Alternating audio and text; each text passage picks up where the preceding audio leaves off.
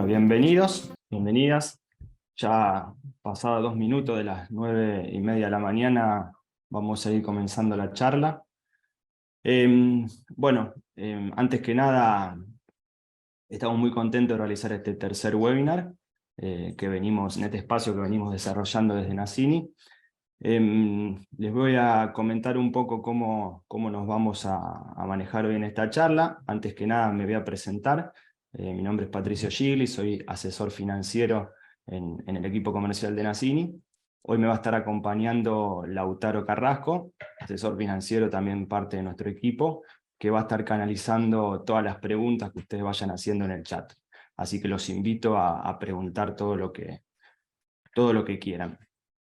Un poquito les comento cómo vamos a desarrollar la charla. Primero vamos a estar hablando de dólar futuro, en un espacio que espero no se extienda de 25 minutos.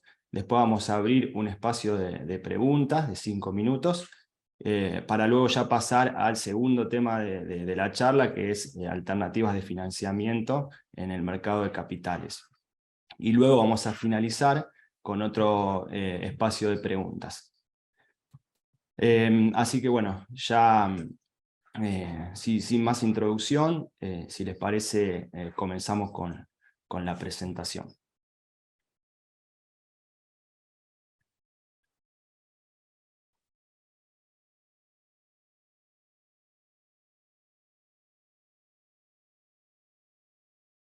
Bien.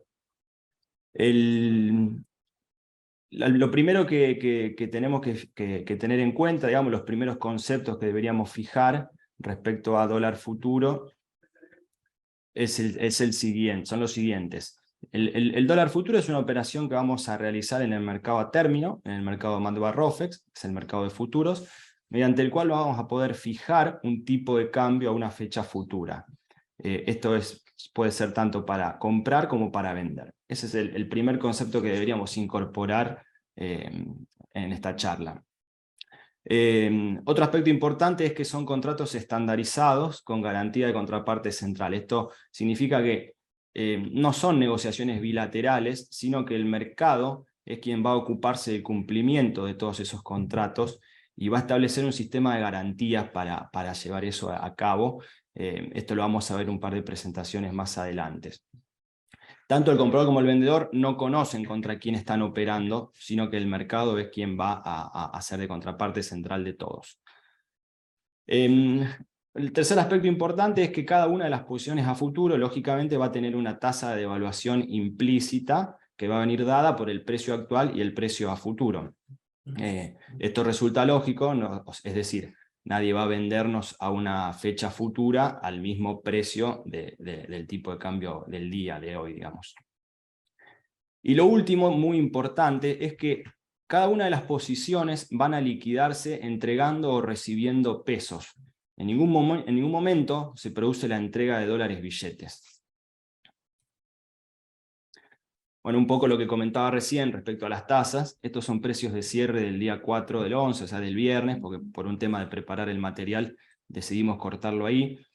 Acá pueden ver que el precio de cierre del día viernes era de 158,27, y están las diferentes posiciones de dólar futuro, fin de noviembre, fin de diciembre, bueno, etc. Ahí vemos, por ejemplo, que fin de diciembre tiene un precio de 183 pesos con 60, es decir, había compradores y vendedores dispuestos a operar a ese precio.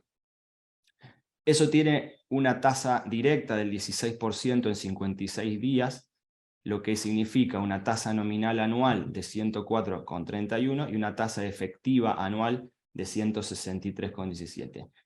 Esto es importante, sobre todo la tasa efectiva, porque después nos va a permitir comparar y diagramar estrategias en base a eso. Por ejemplo, contra la tasa de inflación. Recordemos que la tasa de inflación es una tasa efectiva porque se acumula mes a mes. Bueno, las especificaciones más importantes del contrato. El activo subyacente es el dólar de la comunicación A3500 del Banco Central. Va a haber dos tipos de contrato, el minorista y el mayorista. El contrato minorista es de $1000 la unidad mínima, y son todos lotes de $1000. Esto significa que yo no puedo operar $1500, sino que tengo que hacerlo de tramos de a 1000. Y el contrato mayorista es de $1.000.000. Las series disponibles son los próximos 12 meses calendarios. La fecha de vencimiento de cada una de las posiciones es el último día hábil del mes. La forma de liquidación lo mencioné en la presentación anterior, pero es por diferencia de precios. Se entregan y se reciben pesos. Y bueno, y el horario de negociación de esto es de 10 a 15 horas. ¿Quiénes son los principales participantes de este mercado? Bueno, hay dos tipos de participantes. Primero están los coberturistas. Los coberturistas son aquellos que van al mercado a buscar una cobertura de su actividad comercial, de su actividad personal. Esa cobertura puede ser alcista o bajista.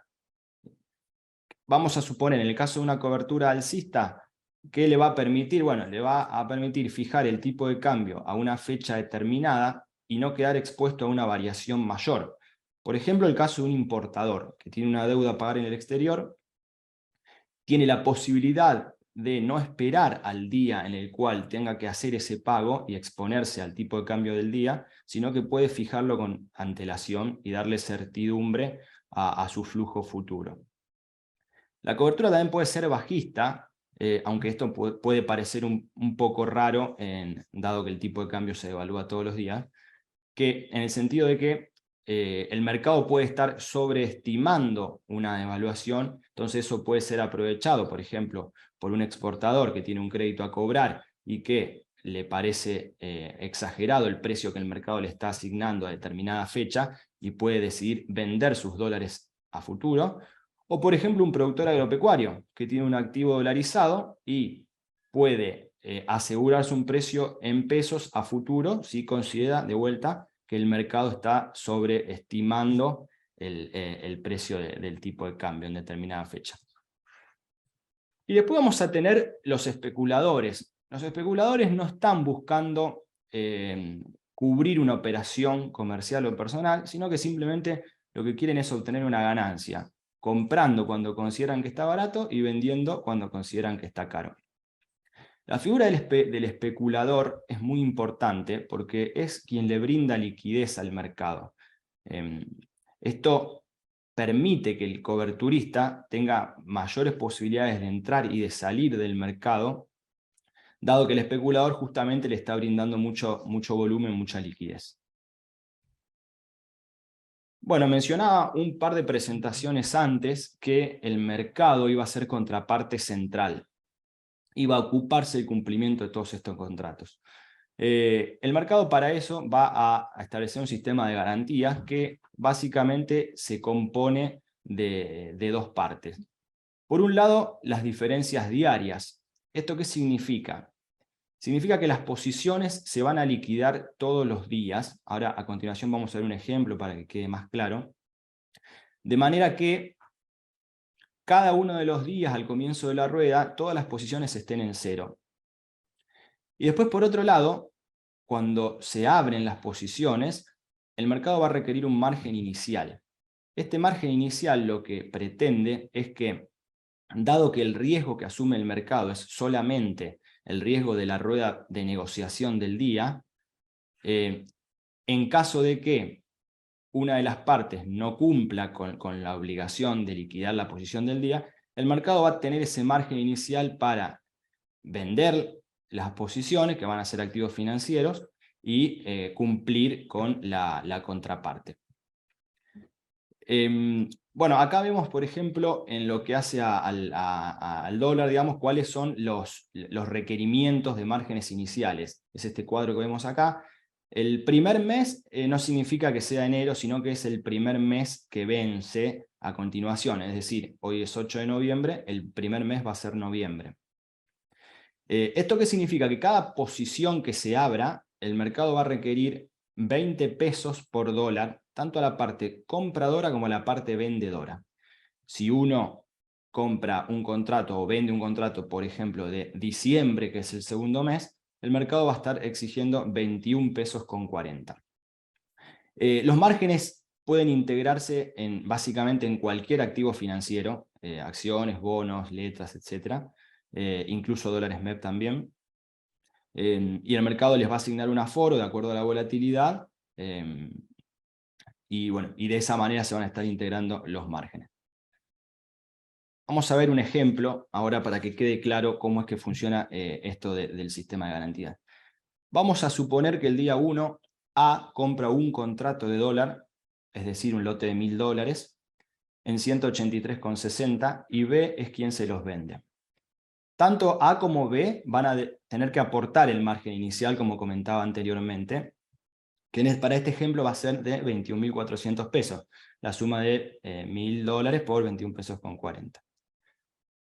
El segundo día, vamos a suponer que el precio de la posición diciembre cierra en 184,60. B va a tener que pagar ese peso al mercado y A lo va a estar recibiendo. De manera que ambos van a quedar en cero ese día, digamos, y el mercado de esa manera se asegura que ya ambas partes cumplieron con su contrato. Vamos a suponer que el día 3 el mercado retrocede y cierra 184,10. Entonces ahí el participante A va a tener que transferir esos 50 centavos de ese día y B lo va a estar recibiendo en su cuenta.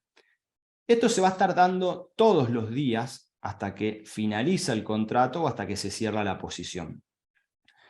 Entonces, si nosotros tomamos la posición acumulada, acá yo traje el ejemplo para el participante A, compró a 183,60, recibió un peso y luego pagó 50 centavos. En total recibió 50 centavos, que no es más ni menos que la diferencia entre el último precio, 184,10, y el precio original al cual él había pactado de 183,60. Siempre la diferencia acumulada termina siendo el último precio y el originalmente pactado. Para B no lo desarrollé, pero la situación es exactamente la opuesta.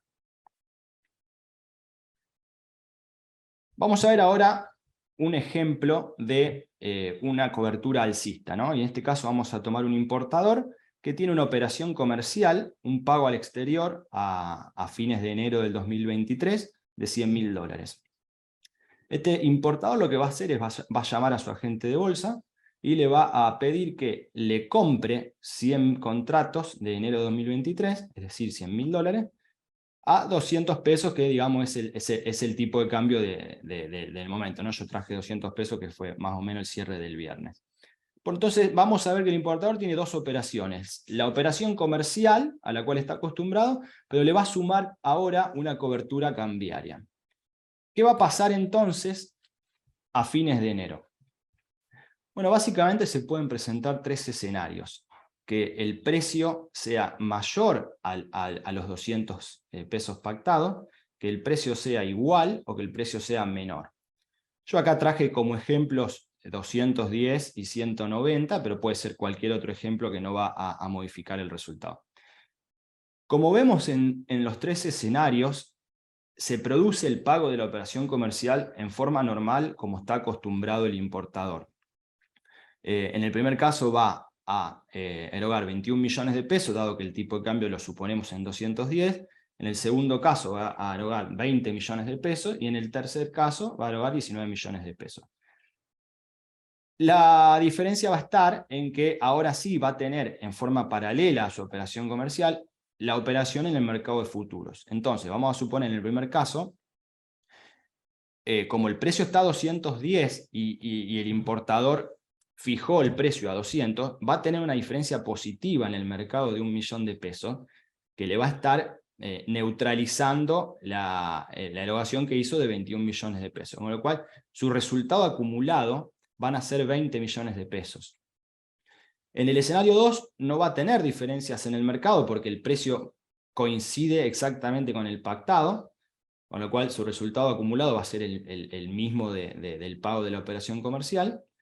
Y en el escenario 3, si bien va a pagar menos por su operación comercial, 19 millones de pesos, va a tener una pérdida en el mercado por haber fijado a 200 pesos lo que terminó valiendo 190. Con lo cual, su resultado acumulado vuelve a ser 20 millones de pesos. Como ven, sea cual fuere el precio a futuro del dólar, siempre el flujo a desembolsarlo va a ser el mismo, y el tipo de cambio resultante, lógicamente, va a ser 200 pesos. Ahora vamos a ver una estrategia de cobertura bajista, que como comentaba al principio, si bien puede sonar un poco raro, viene de la mano con que el mercado puede estar sobreestimando un precio a futuro. Yo acá traje el ejemplo de un productor agropecuario que tiene soja fijada, es decir, ya tiene soja con precio en dólares, en un exportador por $10.000, ¿no? Y necesita atender gastos en pesos, pueden ser insumos, alquileres o cualquier otro. Entonces, ¿qué datos tenemos? El precio del dólar hoy, digamos, 158,27. El mercado de futuros me da la posibilidad y me ofrece un precio de 230,50 a marzo. Eso tiene una tasa implícita de devaluación de 113% nominal anual.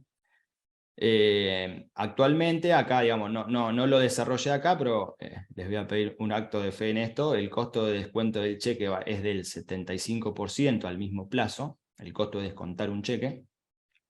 Entonces, el productor se encuentra con dos escenarios. Puede especificar hoy su mercadería, digamos, y obtener el tipo de cambio de hoy, que es 158,27, con lo cual obtiene 1.582.700 pesos. En el futuro no va a tener movimiento porque ya vendió su stock. Pero si no, puede no vender, es decir, no especificar hoy esos $10.000, sino que especificarlos a futuro. Entonces se va a vender la posición de marzo a 230,50, y como esos pesos los va a recibir en el futuro, va a emitir un cheque por ese mismo monto a esa fecha y lo va a descontar. Por el descuento de ese cheque va a obtener 1.770.000 pesos. De vuelta, este cálculo no lo tengo desarrollado acá, lo hice en forma aparte. Entonces, bien, hoy obtiene más pesos de lo que obtendría si hubiera especificado. Vamos a ver ahora cuáles son los escenarios que puede tener a fin de marzo. De nuevo, se le pueden presentar tres escenarios: que el precio sea mayor, igual o menor al fijado. En todos los casos va a tener el débito del cheque que emitió, de 2.305.000 pesos, y se le va a estar debitando de su cuenta corriente. Va a tener la especificación con el exportador al 31 de marzo, que no sabemos cuál va a ser. En este caso suponemos 240 pesos con 50, 230,50 y 220,50. Lo mismo que en el caso que comentaba antes del importador, va a estar recibiendo los pesos de acuerdo al tipo de cambio del día, pero va a tener una diferencia en el mercado que puede ser negativa, positiva o neutra, de acuerdo a cuál sea el precio. Digamos, en el primer ejemplo, por ejemplo, él fijó a 230,50, es decir, vendió a 230,50 lo que vale 240,50.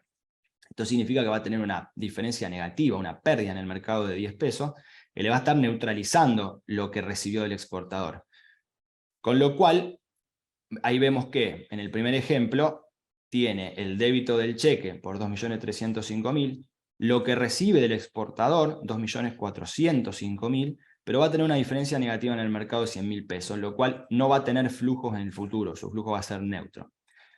En el segundo caso va a tener el débito del cheque, va a tener la especificación del exportador y no va a tener diferencias en el mercado, con lo cual su flujo también va a ser cero. Y en el tercer caso va a tener el débito del cheque nuevamente, va a especificar con el exportador, pero va a tener una diferencia positiva en el mercado por haber vendido 230,50 lo que vale 220,50, y nuevamente su resultado acumulado va a ser cero, con lo cual tanto en la opción de especificar hoy como en la opción de especificar a futuro no tiene movimientos al 31 de marzo, pero en la segunda opción recibe más pesos. Lo voy a volver a la anterior. recibe 1.770.000 contra 1.582.700. Con lo cual le agrega valor a su negocio por utilizar el mercado de futuro.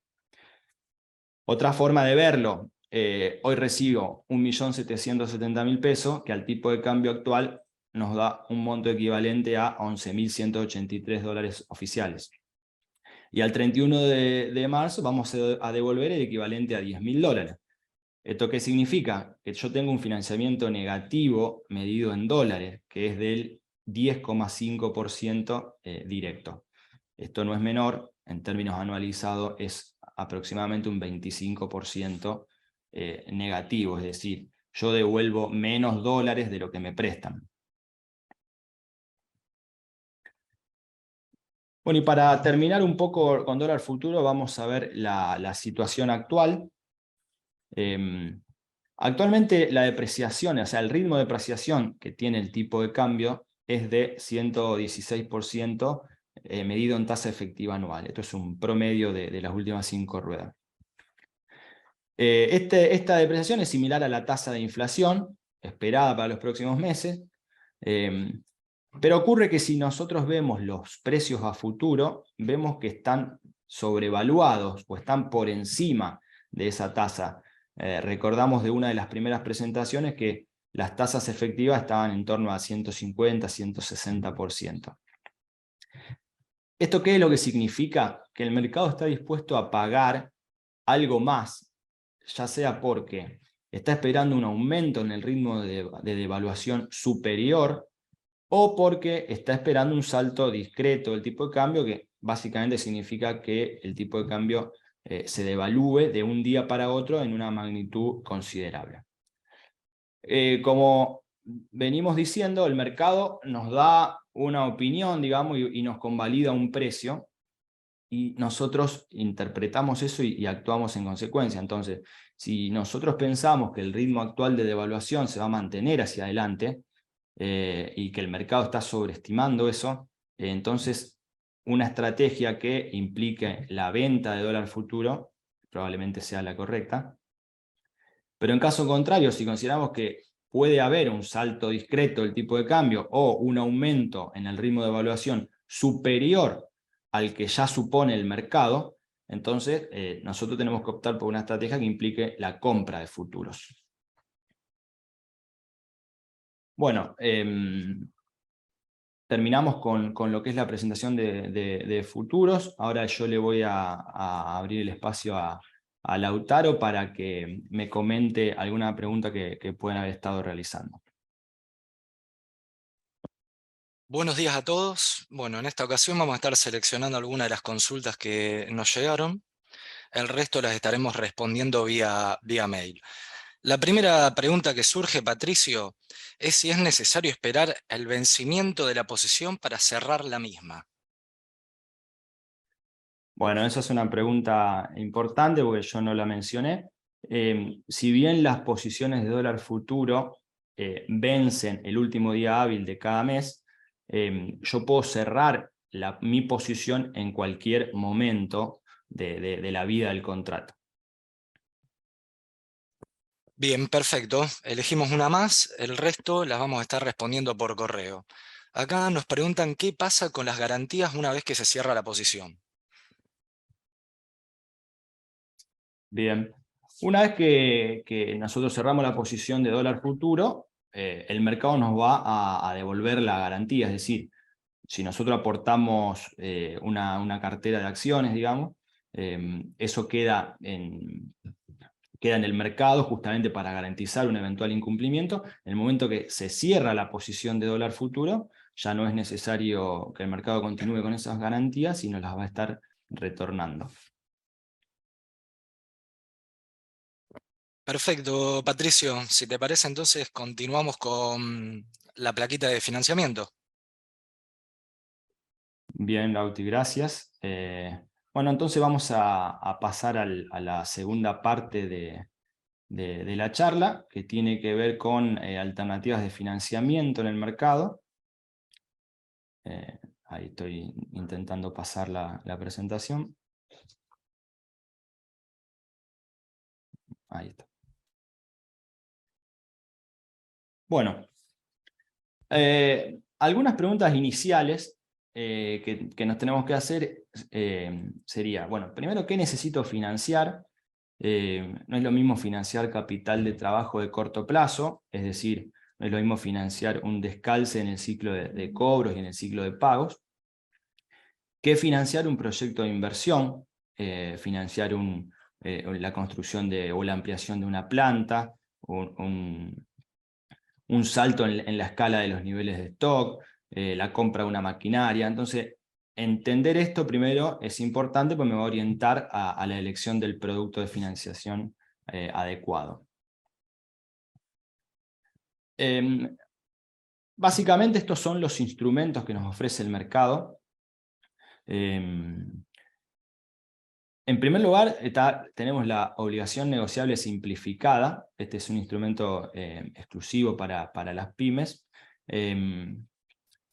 Suele ser un instrumento vinculado a financiamiento, como yo decía, más de mediano o largo plazo.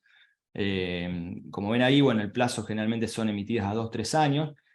Actualmente están saliendo todas las emisiones vinculadas a tasa Badlar, que es la tasa para plazos fijos mayor a 1 millón de pesos, o también a dólar link, que sería ajustado por tipo de cambio oficial.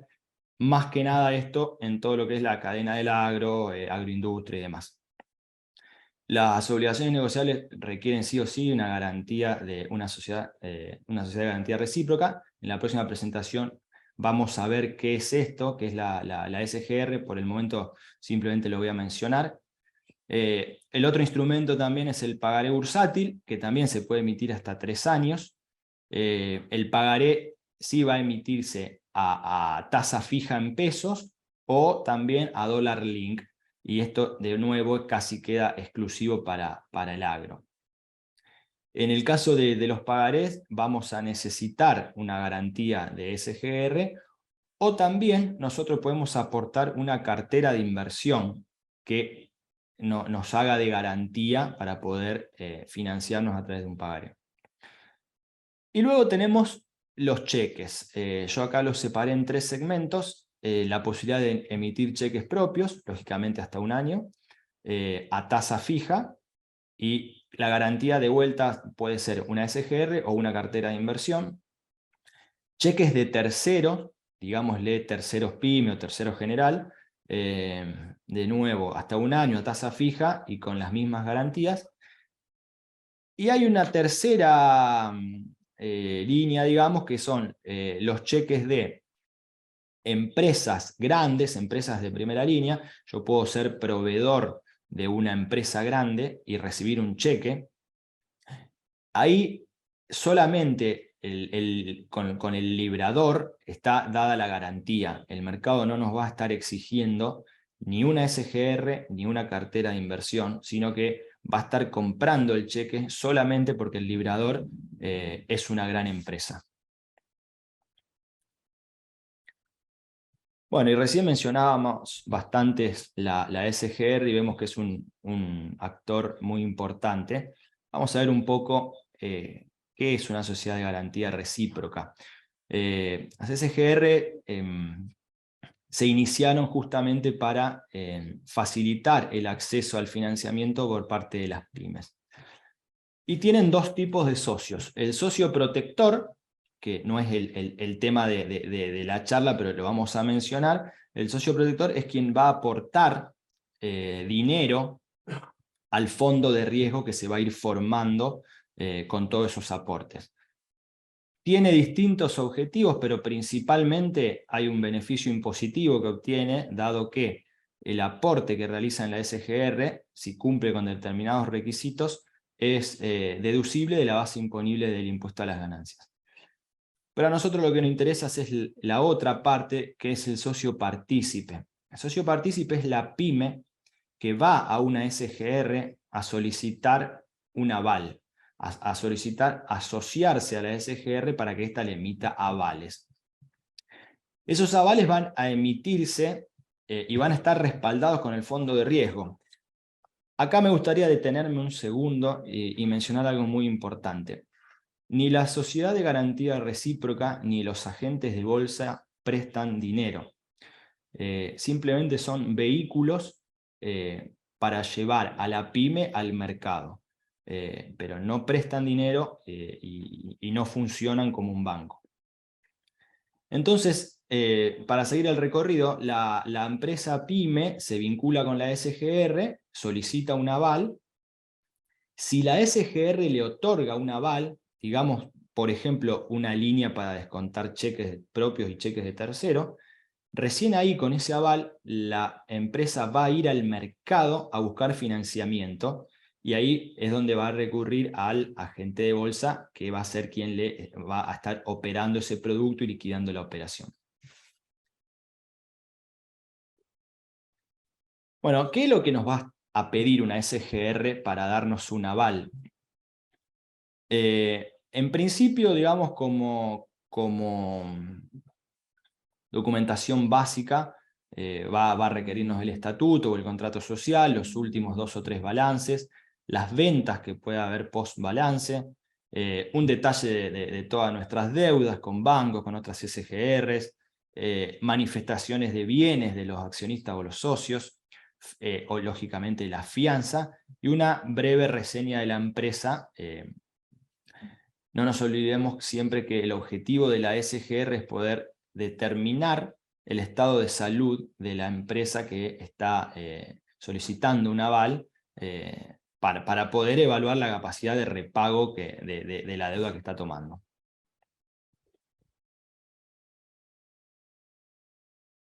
Bien, los segmentos de negociación.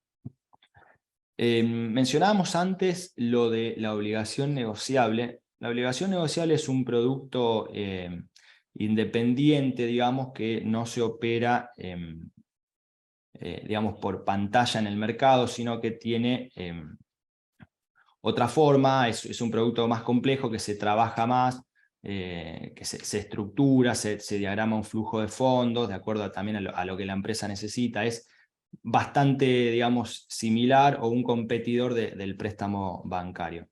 Pero lo que hace a cheques y pagarés, eso sí se opera por pantalla en el mercado, y básicamente se dividen en los siguientes segmentos. Por un lado, el segmento avalado. El segmento avalado va a ser aquel que requiere el aval de una SGR. Allí, en este segmento, va a operar el mayor volumen de cheques y las mejores condiciones, las mejores tasas principalmente. Después vamos a tener otro segmento, que es el directo garantizado, que acá nosotros vamos a estar aportando una cartera de inversión en garantía, que va a ser por un valor superior a la deuda que estamos tomando. Es decir, yo puedo no tener una calificación de una SGR, pero igualmente puedo descontar un cheque en el mercado propio o de tercero si tengo una cartera de inversión que me avale esa deuda. Digamos, si yo quiero descontar un cheque de 1 millón de pesos, voy a tener que aportar una cartera que sea superior a ese monto, de acuerdo al aforo de cada activo, pero digamos, a lo mejor 1.200.000, 1.300.000 pesos. Entonces yo de esa manera voy a poder estar financiándome también sin la necesidad de contar con una SGR. Y por último, vamos a tener el segmento directo no garantizado, que es aquel segmento en el cual no van a existir garantías más que las propias del librador del cheque. En este segmento cualquier empresa puede subir a negociar un cheque. Lo que ocurre es que probablemente las únicas empresas que logren tener ofertas de compra van a ser las empresas de primera línea, que es un poco lo que mencionábamos algunas presentaciones más atrás. Pero en este caso no vamos a tener ni una SGR ni una cartera de inversión. Simplemente el librador del cheque va a tener el respaldo y la garantía suficiente que necesita el mercado para comprarlo. Bueno, y para finalizar, este es un poco el mapa de tasas de lo que es cheques avalados, y un poco lo que vino pasando los últimos meses. Digamos, en sintonía con la economía, digamos, y la suba de tasas que venimos viendo. Bueno, lo mismo ha ocurrido en el mercado de cheque. Ahí vemos que para la línea verde es junio, la línea amarilla es julio, la línea anaranjada es agosto y la línea azul es septiembre, y vemos cómo siempre fue subiendo la tasa que el mercado está exigiendo para comprar este tipo de cheques. Aún así, nosotros podemos ver que sigue siendo un mercado subsidiado, un mercado en el cual nos seguimos endeudando a tasas reales negativas, es decir, a tasas que están por debajo de los niveles de inflación, con lo cual sigue siendo muy importante para el dueño de la pyme, para el gerente financiero, para el productor agropecuario, digamos, para cualquier participante tomar este tipo de financiamiento. Bueno, con esto ya hemos finalizado. Vamos a ver si Lautaro me dirá si hay alguna pregunta. Bueno, antes que nada agradecer por las consultas que llegan. Vamos a seleccionar nuevamente 2 de las que más se repiten. Y la primera es, ¿cuánto aproximadamente dura un proceso de calificación en una SGR? Bueno, esa pregunta es importante. La sociedad de garantía recíproca depende mucho también de la estructura, digamos, administrativa que tenga la empresa. Si se prepara toda la documentación en forma rápida, aproximadamente, y esto depende, esto depende de cada SGR, pero aproximadamente entre 2 y 3 semanas debería salir la calificación. Nuevamente, a veces se presenta la documentación, luego la SGR solicita alguna documentación adicional. Bueno, puede generarse algún ida y vuelta y no es estrictamente así para todas las empresas. Habrá casos donde en 2 semanas está la calificación y habrá casos en los cuales puede demorar un mes la calificación. Bien, y otra pregunta más, ya como para ir cerrando, sobre el socio aportante. ¿El beneficio que existe en ganancia no se evalúa por la inflación a fecha de cierre del ejercicio?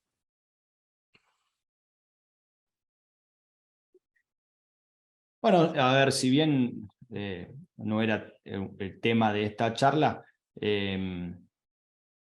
básicamente lo que la norma le permite es que el aporte que realizó al fondo de riesgo de la SGR lo va a estar deduciendo de la base imponible en el momento que le liquide ganancia,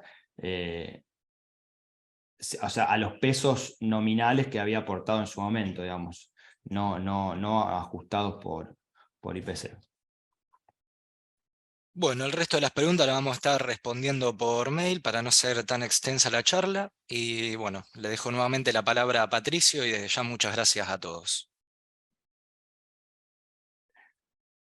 Bueno, con esto hemos finalizado. Espero que haya sido una charla interesante, que les haya resultado de utilidad. Y bueno, vamos a estar encontrándonos el año próximo en otro nuevo ciclo de charlas. Ahí en pantalla van a ver mis datos por cualquier consulta que quieran realizar. Así que bueno, de nuevo, agradecido por sus presencias.